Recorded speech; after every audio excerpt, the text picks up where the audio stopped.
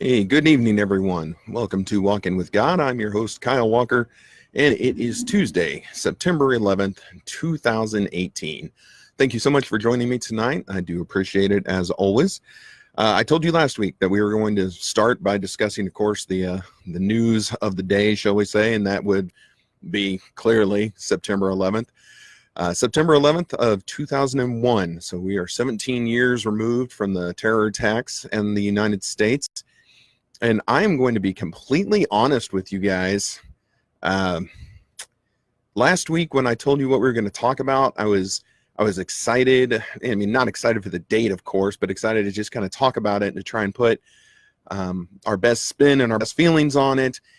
But the same thing happened this year that happens every year. The closer we got to the date, especially now that we're on the day, I get that same just nervous, uneasy feeling that I get on this day every year. And it has been very hard to come up with positive ways that we can talk about this. And I don't want to be a drag. I don't want to, just constantly, be the somber person every Tuesday night. But this one is especially difficult just because of what we're in, what we're talking about, and just the experience. I said last week that 9/11 for people of my generation, that is our still our biggest moment.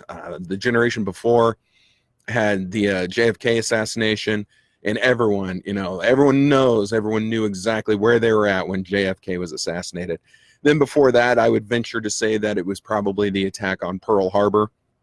Again, people remember exactly where they were and what they were doing when Pearl Harbor was attacked. So there was Pearl Harbor, then there was JFK, and then for us, there was 9/11. And I remember that day as if it were yesterday, even though it's been 17 years. And again, 17 years just boggles my little mind that it's actually been that long, although it feels like yesterday. And I didn't go back and listen to my show from last year. That was around 9/11. I might have told you my story. I might not have. I personally find it fascinating to hear people's stories about 9/11, what they remember, where they were at, what they were doing. Because I'm a proponent, though, of you have to learn from history and you have to remember history. Otherwise, you're doomed to repeat it. So I don't want to push out the memories of that day. I don't want people to just kind of randomly forget what they were doing. Joe mentioned also the Challenger explosion. That was another big one. A lot of people remember the Challenger explosion. But I don't want us to as a society, just at some point in time, start skating past 9/11 and, putting it really fully in that rear view mirror as something that we really don't talk about or remember anymore. That would be a mistake on our part. So for me, I remember it, 2001, I was living in a duplex with two roommates. And all three of us worked, not really night jobs, but we worked at Blockbuster Video. And so we would work late until about 1 a.m. That's when you would get home from working at Blockbuster. And I was the first one in the house awake that morning. And I went downstairs and I checked the answering machine. Yes, because someone had called a landline and left a message on the answering machine. And it turned out it was my mother saying, "Turn on the news." And so I did that. I turned on the news. I turned on CNN at that point. I know, gasp, because nowadays everything is so politically charged. Heaven forbid we watch the alternate news channel. I don't think it was as bad in 2001. But I turned that on, and within 5 minutes of me turning it on, the second plane flew into the tower.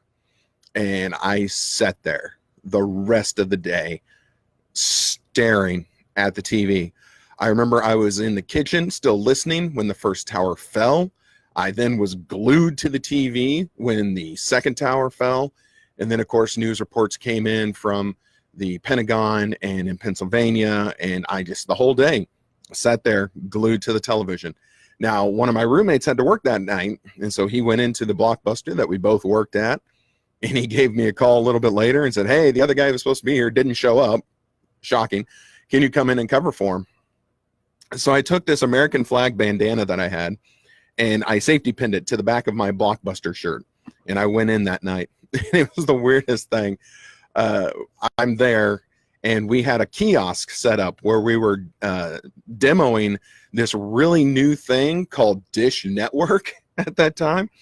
And so we're glued to the news on Dish Network, and we actually got robbed that night, which I thought was different. Not robbed at gunpoint, but these two gentlemen came in, and they were the only two people who came in that entire night. And apparently what they had done was they walked around the new release wall, if you remember that at the old Blockbuster, just scooped up as many tapes as they could carry and ran out the emergency door in the back.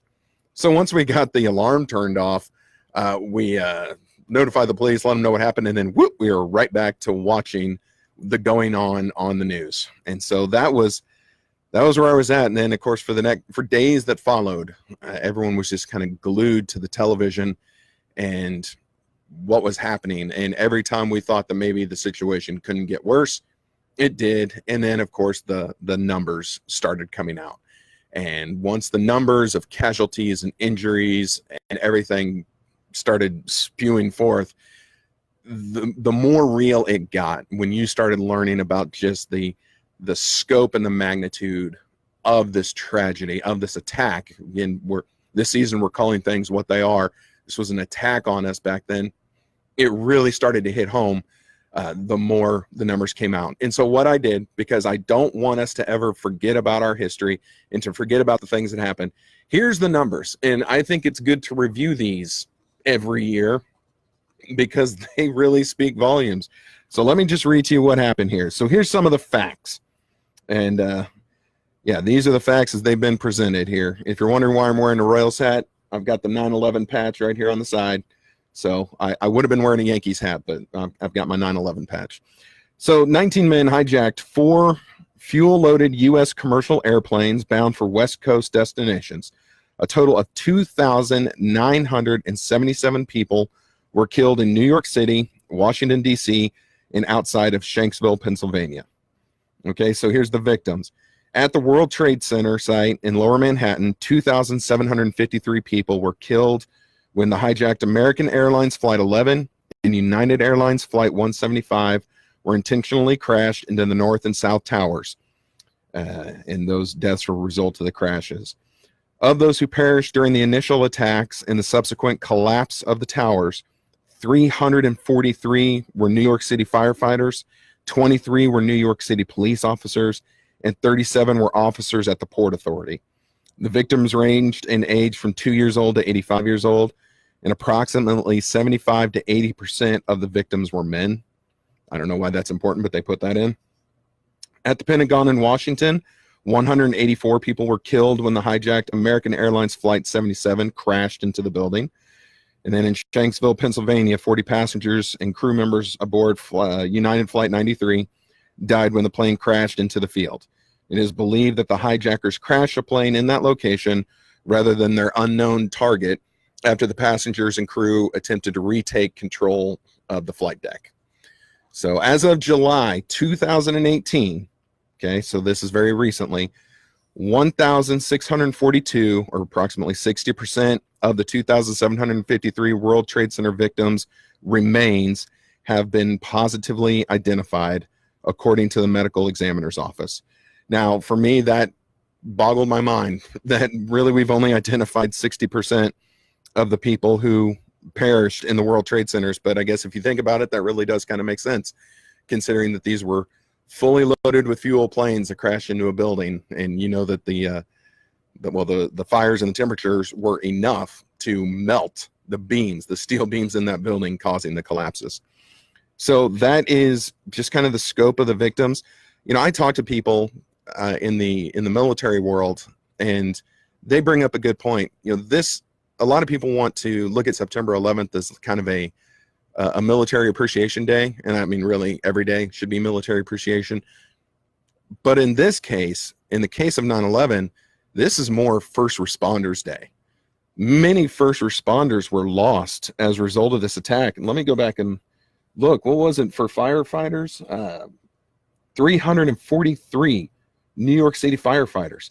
I mean, they were coming in from all over the place. 343 perished during that event. That is a staggering number of firefighters lost at one time. I would venture to say the most ever, and I'm pretty safe in that guess. So yeah, it's really a day to celebrate the first responders and the people who worked tirelessly through that entire situation. There was some economic impact, and again, these are pretty staggering numbers as well. Let's see, 500,000, just 500,000. And I know I just say just, but wait until these other numbers that are coming. 500,000. That was the estimated amount of money it cost to plan and execute the 9/11 attacks. So the terrorists only spent $500,000 getting it all done. 123 billion estimated economic loss during the first 2 to 4 weeks after the World Trade Center towers collapsed in New York City, as well as decline in airline travel over the next few years. 60 billion estimated cost of the World Trade Center site damage, including damage to surrounding buildings, infrastructure, and subway facilities. 40 billion value of the emergency anti-terrorism package approved by the U.S. Congress on September 14th, 2001. 15 billion aid package passed by Congress to bail out the airlines. 9.3 billion insurance claims arising from the 9/11 attacks. And then the cleanup at Ground Zero. Cleanup began May 30, 2002. Oh, no, I'm sorry. That's when cleanup at Ground Zero officially ended, was May 30, 2002. It took 3.1 million hours of labor to clean up 1.8 million tons of debris. The total cost of the cleanup was $750 million. So, again, this is why I say we have to always remember the sacrifices of the first responders, the people who woke up that morning and never got to go home, and then, of course, the cost to this country because that happened. Terrorists didn't spend much. We've spent billions upon billions of dollars, and clearly, no money is worth the value of a life. I'm just kind of giving you some historical perspective there, but no, the real number is the people lost in that event. So I didn't, like I said, I don't want this to just be a completely somber and terrible thing. I did want to go out and maybe find what some other people had said about it. And I found these quotes, even 17 years later, to be very uplifting. And so I just wanted to share some of the good stuff that I found. It said the attacks of September 11th were intended to break our spirit. Instead, we have emerged stronger and more unified. We feel renewed devotion to the principles of political, economic, and religious freedom, the rule of law, and respect for human life. We are more determined than ever to live our lives in freedom. And that was Rudy Giuliani who said that. The next one, if we learn nothing else from this tragedy, we learn that life is short and there is no time for hate. And that was Sandy Dahl, wife of Flight 93 pilot Jason Dahl. Even in the smallest act of service, the simplest act of kindness is a way to honor those we lost, a way to reclaim that spirit of unity that followed 9/11. And that is former President Barack Obama. And then just the last one that I found, and this isn't completely in regards to the September 11th attack. It's just a great quote, and it's very fitting here. America was not built on fear. America was built on courage, on imagination, and an unbeatable determination to do the job at hand. And that is former President Harry S. Truman. So that was just a few of the quotes that really spoke to me during this this kind of time of reflection, which I've been doing all day today, getting ready for tonight. I did come across a video, and if you haven't seen this video, I highly recommend you go out and watch it. The Reverend Billy Graham, 3 days after the 9/11 attack, he gave a great speech, and you can find it on YouTube. And he admits in his speech something very important. He admits in his speech that even he doesn't fully understand why this was allowed to happen. Okay, and so that's Billy Graham that said that, and he admits that in his speech. We have to accept through faith that God is in control. And as Reverend Graham said, of all the people who were lost on that day, every single one of them, if you gave any of them the chance to come back, they would all respectfully decline. And I thought that was a really great just thought and sentiment here in regards to this. they have all gone home. And if your religious beliefs line up with kind of the values of this show, then you're in agreement that these people, as tragic as the loss was, none of them are going to volunteer to come back now that they are, in heaven and in their real homes. So that I thought was just kind of a more uplifting thought on a day that has really been kind of a downer, as it always is. Again, you go into today thinking that we're going to celebrate the life, but then the videos start to show and the Facebook posts go out there and you just see the plane go into the building over and over and over again, and it wears you out. It really does. 17 years later, I still can't watch it. It still just breaks my heart to watch that stuff. So it gives me comfort to know that these people, that very day, that very moment, went on to a much better place than what they left behind. So that's kind of just where I wanted to go with the 9/11 stuff. I asked people to share their stories because, again, I find the stories are very interesting. You can see those on the Facebook page. We did a post this morning for 9/11, and then a lot of the comments are in there.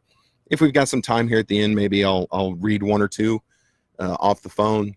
But just for my own personal mental health here, we're going to switch gears just a little bit. Because, I still struggle with this every year, as I'm sure almost everyone else does too. Other news. Okay, let me try to focus up here. Other news, heading towards the East Coast is another potentially bad situation, and that is the Hurricane Florence. It sounds like it is not going to be the strength of that storm. It's not going to be the wind in that storm. It is going to be the rain that comes from that storm. The Carolinas and Virginia appear to be very targeted. So everyone, if my voice is reaching out to the East Coast, if there's anyone out there who can hear me, please be careful and please do as the weather and news services ask you to do. If they say evacuate, evacuate. Don't be a hero. Sorry, as my voice gives out on me here. I really want everyone to stay safe during what sounds like is going to be a real nasty time out there. So we've got the hurricane coming up. Everyone's going to be safe on that. No problem. Because I know that everyone's going to do exactly as the talking head here on your screen tells you to do, because why not? I'm searching the Facebook chat to see what's going on. Joe, our buddy Joe has a good point here. Going back to 9/11, says it scratches at a wound that hasn't yet completely healed. That is absolutely true, and I think that's one of the reasons why I'm struggling so much with it today. Again, after last week, I thought this was going to go better, so I apologize that it's not. But I still get bent out of shape on the 9/11 stuff. So let's go to the big news. I know that tonight's show might just end early, and if it does, I'm sorry. But we do have some big news that I talked about on the Facebook page today. If you saw that post, so over on the website, which is www.walkingwithgodradio.com, we are doing a little revamping. There's a few new additions that you're going to see out there. We are starting a blog. So when there are maybe some thoughts that I have, but wouldn't be enough for a 30-minute episode, or maybe if I need to comment on something in the news or whatever the situation might be, we're going to have a blog out there that you can get to, and it's only going to be on the website. I'm not going to move it over to Facebook or to YouTube. You can't move a blog to YouTube. So you're going to have to go to the website, and yes, hopefully that increases our traffic. But go there and you can read the blog. I'm going to try and get our first post done tomorrow, and I think that will be super cool. I'm excited. I've always told people I think I'm a better writer than I am a talker. So you guys can judge for yourself on that one, especially after tonight. It's not going to be difficult. But the really fun part about that is I'm not going to be blogging alone. We're going to have guest bloggers. So it just means I don't have to do all the work. So it's going to be great.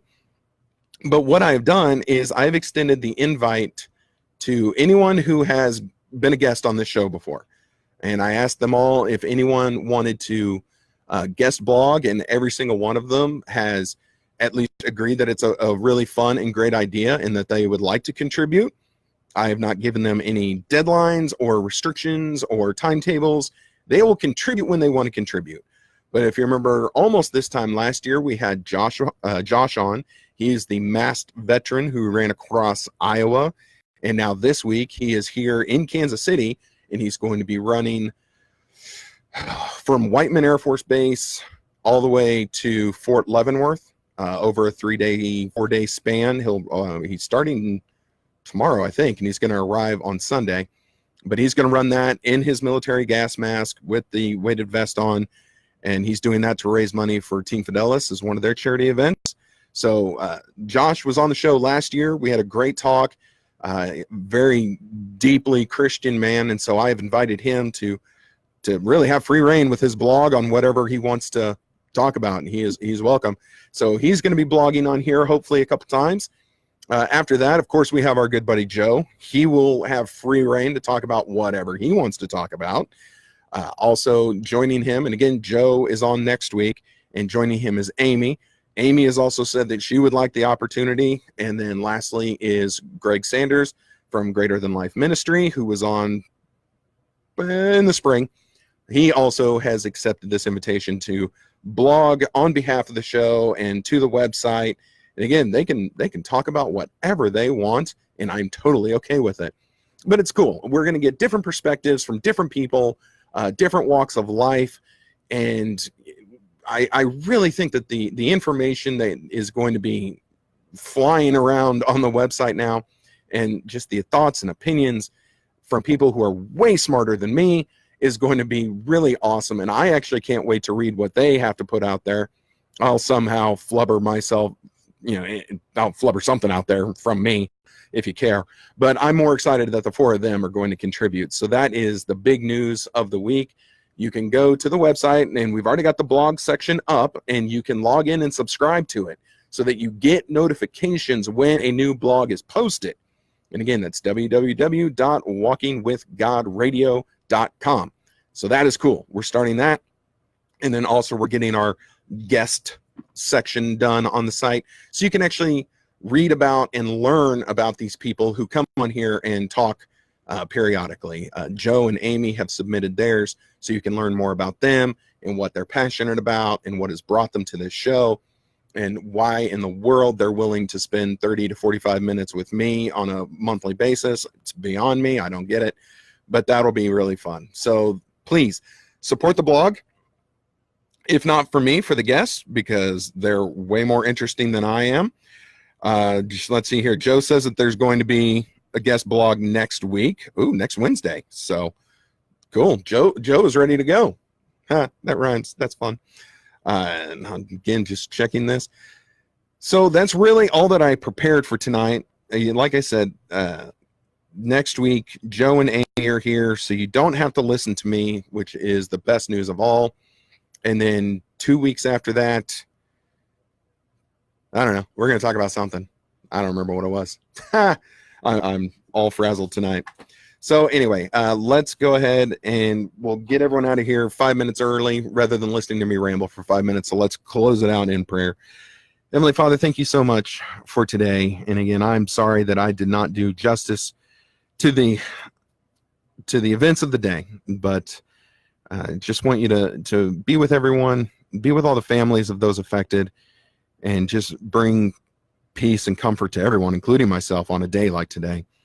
And I'm not going to even try and explain or understand why something like this happens, but just through my faith, know that you are in control, and I'm just going to do my best to do your will. So keep everyone safe for the next week, bringing everyone back, and just bring calm minds and peaceful hearts today. In Jesus' name we pray. Amen.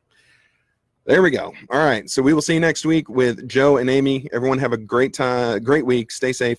And if you're on the East Coast, please be very, very careful, as it sounds like Hurricane Florence is nothing you want to mess with. So there we go. We're done. Go to the website and do all that kind of fun stuff. See you next week.